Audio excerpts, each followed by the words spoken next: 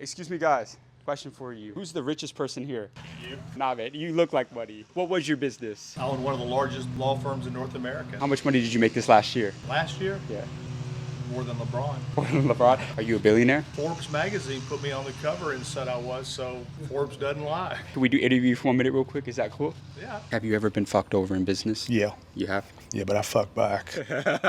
So how do you respond to that when that happens? Well, Jeff Bezos said something once I read, it was unbelievable, which is sometimes you just got to pay people to walk away, to leave. And so what I do is I find cancers in my business and I excise the cancers. And sometimes you pay them just to walk away because negative energy is the worst energy of all. You cannot get rich when you're negative. You can only get rich when you're positive. So excise the cancers, cut the cancers out of your life. Sometimes you get fucked over, you want revenge. The greatest revenge, as you know, is success. You're the biggest lawyer in the world. Have you ever been sued before? I've had lawyers in my firm that have made mistakes and have fucked up a case, and guess what I do? I admit it. I bring the client in and go, look, he fucked up. But here's the good news. I got insurance. You're going to do better now than you were because you know what? You were my client. You came to me. I'm going to take care of you now, even though you got to go hire a lawyer and sue me. That's okay. That's why I've got insurance. That's why I got money to pay those things. Law is very competitive. You're not afraid of a competitive market, though, to go compete with other lawyers. Competition is what makes people great. The reason Michael Jordan was great is because he thrived on competition. He wanted competition. Competition makes me better, and competition should make you better. I welcome competition, and I hope my competitors get better because if they get better, I got to get better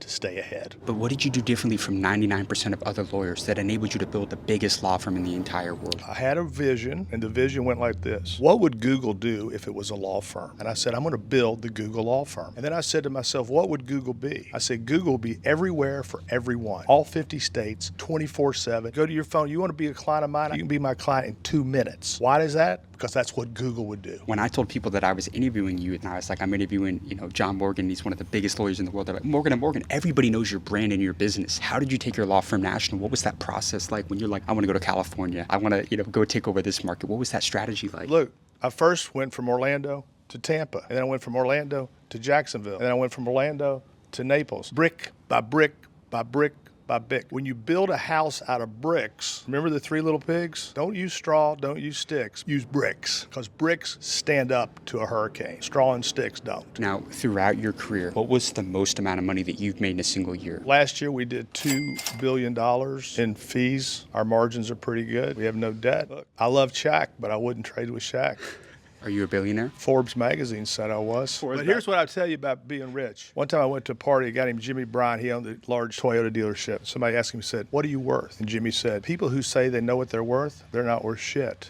One day Kanye was a billionaire. The next day Kanye was living out of his car or something with Lamar Odom. I don't know. So I'm comfortable. But it's safe to say, though, before today, I had interviewed 18th billionaire. You're the 19th billionaire that I've interviewed. Is that safe to say? I would say that I am in rare air, and I can't believe it. You that. know what? Here's what I'm expecting any moment, because I came from Kentucky. I'm waiting to wake up in Kentucky, blink my eyes, and it was all a dream because I just been lucky. As a billionaire, what's the best financial advice you've ever received? Give me a lesson about money that's not taught in school. First of all, it's hard to make money. It's harder to keep money. When I've lost money is when my greed has taken over. When I've gone off and done something where I knew it was wrong. I got a saying where I say, if it smells like dog shit, there's dog shit, whether it's life or love. And the times that I've made mistakes, I knew the person was a sociopath almost, but my own greed got ahead of me. And you got to cut your own greed out so that you can be clear-eyed and understand this. And here's my word for everything. My best advice for everybody. If it's too good to be true, it's too good to be true. All that glitters is not gold. You have a saying, grow or die, I believe, is it? Grow or die. That's